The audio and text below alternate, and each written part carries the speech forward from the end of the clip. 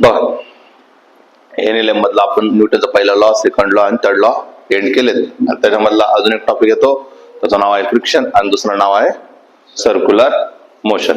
तर सोमवारपर्यंत आपलं सर्क्युलर मोशन टॉपिक एंड होईल आणि त्याच्यानंतर पूर्णपणे कसे चालले फ्रिक्शन पुढच्या आठवड्यात. पूर्ण सिलेबस मध्ये तुमचा काय काय राहणार आहे, मोशन इन प्लेन आणि लॉज ऑफ मोशन राहणार. ठीक आहे, पेपर तुम्ही अभ्यास करशाल अशी अपेक्षा.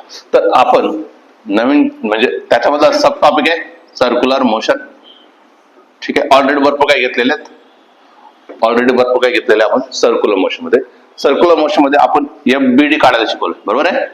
FBD म्हणजे काय, फ्री बॉडी डायग्राम. त्याच्यामध्ये आपण एक बघितलं नॉर्मल, सर्वात पहिलं आपण काय बघितलं MG. सर्वात पहिलं काय बघितलं MG काय लागतो, काही करा कसं लागेल, खालीच लागेल, काही करा कुठं लागेल, खालीच लागेल, हे आपल्याला कळत बरोबर की नाही, लागणार आहे आज.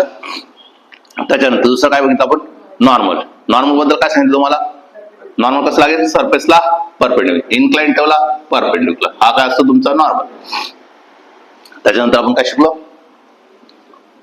शिकलो आपण सेंट्रिपिटल फोर्स. सेंट्रिपिटल फोर्सची डायरेक्शन काय असते, टुवर्ड द सेंटर असते, पण आपण काढताना कोणतं काढतो, सेंट्रीफ्युगल, जो काय निघतो बाहेरच्या साईडला. त्याच्यानंतर अजून काय शिकलो आपण मग फ्रिक्शनल फोर्स. कोणता शिकलो आपण, फ्रिक्शनल फोर्स म्हणजेच काय तुमचा FS, बरोबर की नाही. FS काय असतं, फ्रिक्शन कसं लागतो, मोशन इकडं असेल तर फ्रिक्शन फोर्स त्याच्या अपोजिट चालतो, बरोबर की नाही.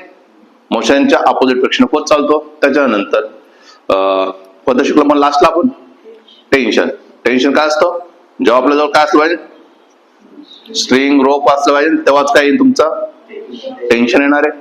म्हणजेच आणि कुठे लागतो तो, बॉडी पासून निघतो बाजू, बरोबर की नाही, बॉडी पासून निघतो टेन्शन. काय डाऊट आहे. आता या सगळ्या गोष्टीचा यूज करून आपण 12वी बोर्ड साठी येणारे क्वेश्चन बघणार आहे. 12वी बोर्डला येणारे क्वेश्चन बघणार आहे. सिलेबस तसंच आहे आता.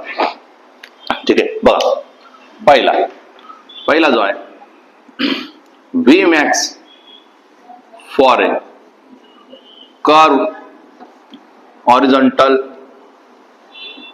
Road surface. काय सांगितलं त्यांनी, काय कंडिशन दिलेली त्यांनी, V मॅक्झिमम पाहिजे आणि कशासाठी, कर्व हॉरिझॉन्टल रोड सरफेसवर किती मॅक्झिमम असेल ते सांगायला होतं त्यांनी. म्हणजे काय, सरळ जायचं आणि टर्न घ्यायचा आहे. सरळ जाऊन काय करायचं, आपल्याला टर्न घ्यायचा. मग डायग्राम काढायचं म्हटल्यानंतर काय, हे तुमची व्हेकल असेल, ठीक आहे, हे इथं सेंटर असेल. म्हणून काय काय लागेल, या व्हेकल सर्वात पहिलं काय लागेल, MG लागेल, वरती काय लागेल, नॉर्मल लागेल, अजून काय लागेल, नॉर्मल झालं, MG झालं, सेंटीमीटर लागेल का, सर्क्युलर करतो रे बंद कर्वडे, सर्क्युलर करतोय कम्प्लीट नाही कर, पण सर्क्युलर आर्क जर येत असेल तर काय लागेल, सेंटीमीटर लागेल. मग हा सेंटर येतं सेंट्रीफ्युगल असं लागेल. सेंट्रीफ्युगल घेतो, सेंटीमीटर बोलतो आणि सेंट्रीफ्युगल काढतो, बरोबर की नाही. हा काय असेल काय असेल FCF ना, इकडे टुवर्ड सेंटर काय लागतो FCP आणि बाहेर साईडला काय लागतो FCF. दुसरा कोणता फोर्स लागेल, मोशन. आता मॅक्झिमम असेल तर मोशन कुठं होईल, बाहेर साईडला फेकलं जाईल ना, मोशन या साईडला असेल. जेव्हा स्पीड जास्त असेल गाडी कुठे फेकली जाईल, बाहेर साईडला फेकली जाते. मोशन जर या साईडला तर फ्रिक्शन फोर्स या साईडला. इथपर्यंत काय डाऊट आहे. आणि मी तुम्हाला सांगितलं FH चा जो फॉर्म्युला असतो, FH काय असतं, म्यू इंटू N असतं. म्यू म्हणजे काय असतं, coefficient of friction. Coefficient of mu काय असतं, कोएफिशियंट ऑफ फ्रिक्शन. काय डाऊट आहे, जायचं पुढे. आता काही नाही, सिंपल डेरिव्हेशन असतात. काय करायचं असतं आपल्याला, अपवर्ड आणि डाऊनवर्ड इक्वल करायचं असतं. कारण की बॉडी काय पळती काय कुठे तिकडं नाही, स्टेबल आहे गाडी. म्हणजे जेवढं वरती आहे तेवढंच खाली, जेवढं राईटला आहे तेवढंच लेफ्टला आहे. ठीक आहे, तेवढंच फक्त आपलं कंडिशन लावायचं. मग बघा आता FCF काय असतं, नॉर्मल काय असतं, कसं लागले आपल्याला वर्ड मध्ये लिहिता येईल. नॉर्मल कुठं लागला, perpendicular to the surface. MG कुठं लागला, directed toward the centre. FCF कुठं लागला, अवे फ्रॉम द सेंटर.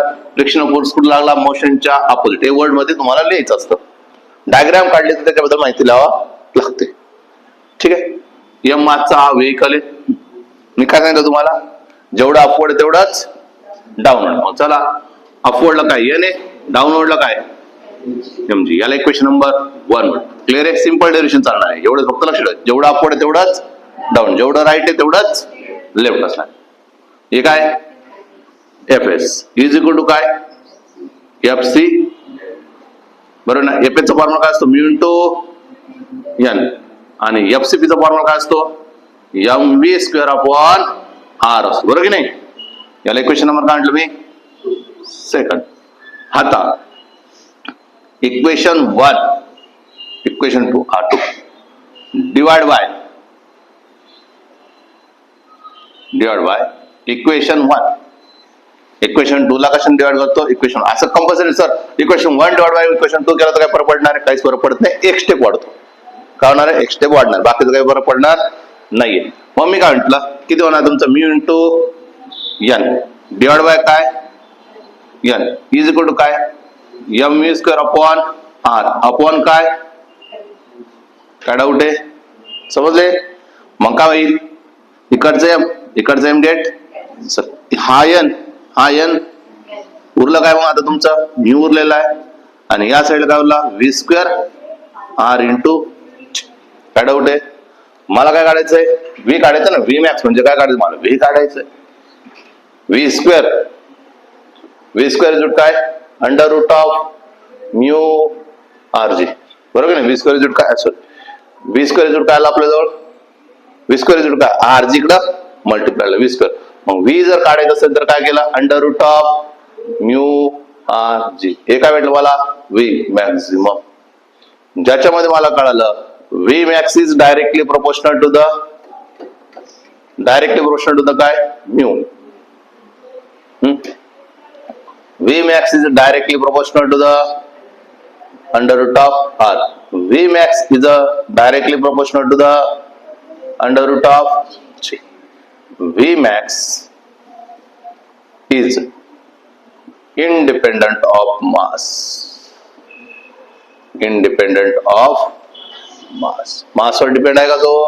नाही. इथे इक्वेशन मध्ये कुठे मास दिसतोय का? नाही. मग तुम्ही काढणार इंडिपेंडेंट ऑफ ए मास. कळालं? बघा आता क्वेश्चन एक छोटासा येतोय.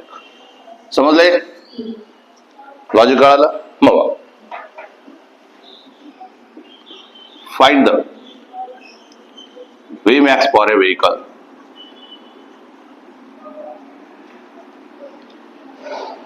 Two meter radius of curvature, radius of a curve, and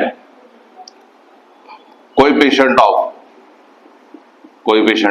friction between road and tire is 0.5. किती दिले तुम्हाला? 0.5. आणि फाइंड आउट काय करून देत त्यांना? V max. चला V max चा फॉर्म्युला काय असतो? Under root of mu rg. Mu ची व्हॅल्यू किती आहे? 0.5. r ची व्हॅल्यू किती आहे? 2. g ची व्हॅल्यू किती आहे? 10. म्हणजे किती झालं तुमचं?